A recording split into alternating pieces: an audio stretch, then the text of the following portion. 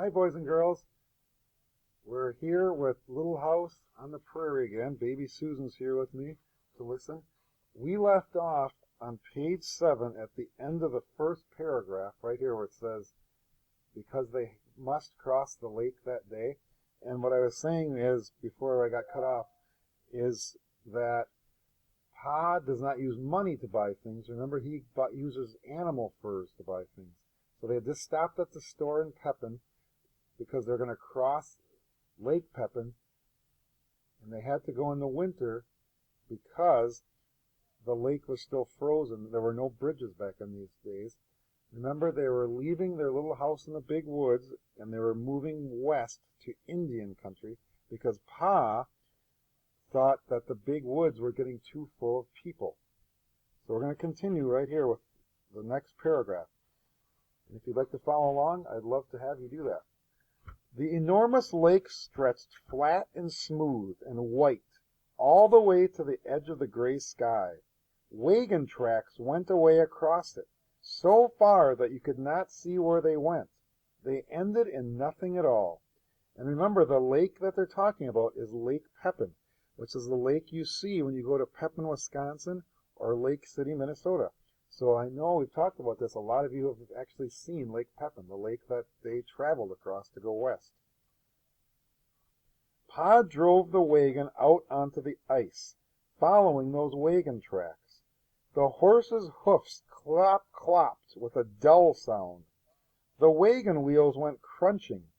The town grew smaller and smaller behind, till even the tall store was only a dot. All around the wagon there was nothing but empty and silent space. Laura didn't like it. But Pa was on the wagon seat, and Jack was under the wagon. She knew that nothing could hurt her while Pa and Jack were there. Now, when they say that Jack was under the wagon, it means that he had to walk this whole way under the wagon. At last the wagon was pulling up a slope of earth again, and there were trees. There was a little log house, too, among the trees. So Laura felt better. Now, boys and girls, the family is now across Lake Pepin. So if we look at our map here, they came from Wisconsin, right over here in Wisconsin, and they came across Lake Pepin. So if you look at our map, if you were in Wisconsin, you crossed Lake Pepin, you are in the state of, yes, Minnesota. And they're probably about right here somewhere. And Plainview is about right here. So as you can see, they are very close to Plainview right now. Nobody lived in the little house. It was a place to camp in. It was a tiny house, and strange, with a big fireplace and bunks against the log walls. But it was warm when Pa had built a fire in the fireplace. That night, Mary and Laura and baby Carrie slept with Ma in a bed made on the floor before the fire, while Pa slept outside in the wagon to guard it and the horses. Now, Pa slept outside to guard the horses because back in these days, horses were very important. People used horses to do work. They used horses to pull their wagons so they could travel places. So there were people called horse thieves that stole horses in the middle of the night. So lots of times when settlers were moving west, they had to sleep outside so their horses would not be taken by horse thieves. In the night, a strange noise wakened Laura. It sounded like a shot, but it was sharper and longer than a shot. Again and again she heard it. Mary and Carrie were asleep, but Laura couldn't sleep until Ma's voice came softly through the dark. "Go to sleep, Laura," Ma said. "It's only the ice cracking." And here's a picture of the little cabin that Laura's in right now. And here's Pa outside guarding the wagon and the horses. And again, they're now in Minnesota. So the sound that Laura heard that scared her was the ice on Lake Pepin cracking. If you've ever gone out on a big lake In the wintertime, you can hear the ice constantly cracking. Next morning, Pa said, "It's lucky we crossed yesterday, Caroline. Wouldn't wonder if the ice broke up today. We made a late crossing, and we're lucky it didn't start breaking up while we were out in the middle of it." "I thought about that yesterday, Charles," Ma replied gently. Laura hadn't thought about it before, but now she thought what would have happened if the ice had cracked under the wagon wheels, and they had all gone down into the cold water in the middle of that vast lake. "You're frightening somebody, Charles," Ma said, and Pa caught Laura up in his safe, big hug. "We're across the Mississippi," he said, hugging her joyously. "How do you like that, little half pint of sweet cider half drunk up? Do you like going out west where Indians live?" Laura said she liked it, and she asked if they were in the Indian country now. But they were not. They were in, there it is, everybody, Minnesota. It was a long way to Indian Territory. Almost every day the horses traveled as far as they could. Almost every night Pa and Ma made camp in a new place. Sometimes they had to stay several days.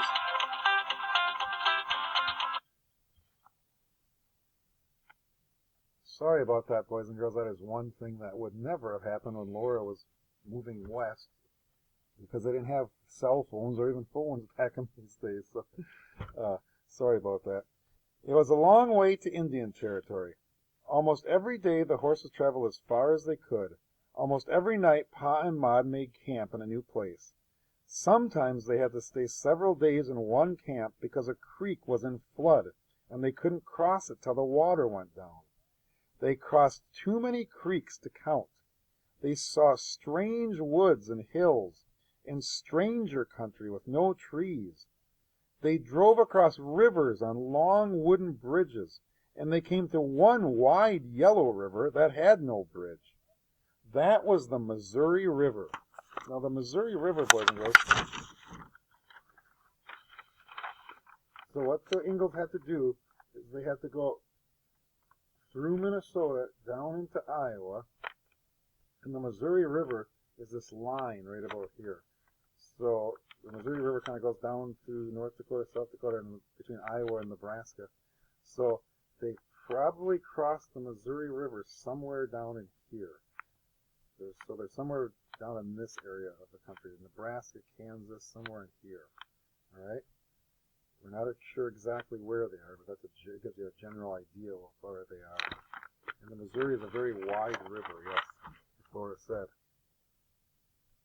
Pa drove onto a raft, and here's a picture of the raft that he drove onto. And they all sat still in the wagon while the raft went swaying from the safe land and slowly crossed all that rolling, muddy yellow water. After more days, they came to hills again. In a valley, the wagon stuck fast in deep black mud. Rain poured down, and thunder crashed, and lightning flared. There was no place to make camp and build a fire. Everything was damp and chill and miserable in the wagon, but they had to stay in it and eat cold bites of food.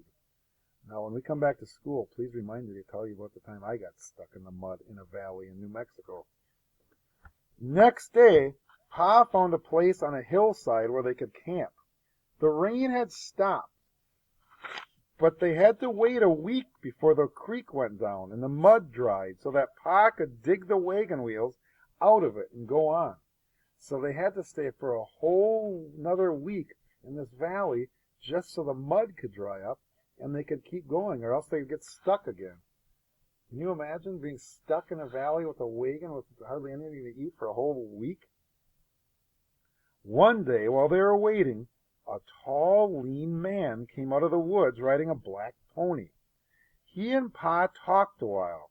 Then they went off into the woods together, and when they came back, both of them were riding black ponies. Pa had traded the tired brown horses for these ponies. They were beautiful little horses. And Pa said they were not really ponies. They were Western mustangs. They're strong as mules and gentle as kittens, Pa said. They had large, soft, gentle eyes, and long manes and tails, and slender legs and feet, much smaller and quicker than the feet of horses in the big woods. When Laura asked what their names were, Pa said that she and Mary could name them. So Mary named one Pet, and Laura named the other Patty. When the creek's roar was not so loud and the road was drier, Pa dug the wagon out of the mud. He hitched Pet and Patty to it, and they all went on together. They had come in the covered wagon all that long way from the big woods of Wisconsin, across Minnesota and Iowa and Missouri. All that long way Jack had trotted under the wagon. Now they set out to go across Kansas. So they went from Wisconsin, across Minnesota, down into Iowa, through Missouri. And now they've come to Kansas. So now they're going to start heading across Kansas. Kansas was an endless flat land covered with tall, blowing grass. Day after day they traveled in Kansas and saw nothing but the rippling grass and the enormous sky. In a perfect circle the sky curved down to the level land, and the wagon was in the circle's exact middle. All day long Pet and Patty went forward, trotting and walking and trotting again, but they couldn't get out of the middle of that circle. When the sun went down, the circle was still around them, and the edge of the sky was pink. Then slowly the land became black. The wind made a lonely sound in the grass. The campfire was small and lost in so much space, but large stars hung from the sky, glittering so near that Laura felt she could almost touch them. Next day, the land was the same. The sky was the same. The circle did not change. Laura and Mary were tired of them all. There was nothing new to do and nothing new to look at. The bed was made in the back of the wagon and neatly covered with a gray blanket. Laura and Mary sat on it. The canvas sides of the wagon top were rolled up and tied, so the prairie wind blew in. It whipped Laura's straight brown hair and Mary's golden curls every which way, and the strong light screwed up their eyelids. Sometimes a big jackrabbit bounded in big bounds away from the blowing grass. Jack paid no attention. Poor Jack was tired, too, and his paws were sore from traveling so far. The wagon kept on jolting. The canvas top snapped in the wind. Two faint wheel tracks kept going away behind the wagon, always the same. Now remember, boys and girls, there's no road to travel on. They're just traveling through the high grass of the prairie. Pa's back was hunched. The reins were loose in his hands. The wind blew his long brown beard. Pa sat straight and quiet, or Ma sat straight and quiet, her hands folded in her lap. Baby Carrie slept in a nest among the soft bundles. "Oh, wow," Mary yawned. And Laura said, "Ma, can't we get out and run behind the wagon? My legs are so tired." "No, Laura," Ma said. Now we're going to stop there, boys and girls, because my 15-minute limit is almost up. So I will continue with the rest of the first chapter. And it's almost done, so I'll continue with the first chapter when I come back. Thanks for listening.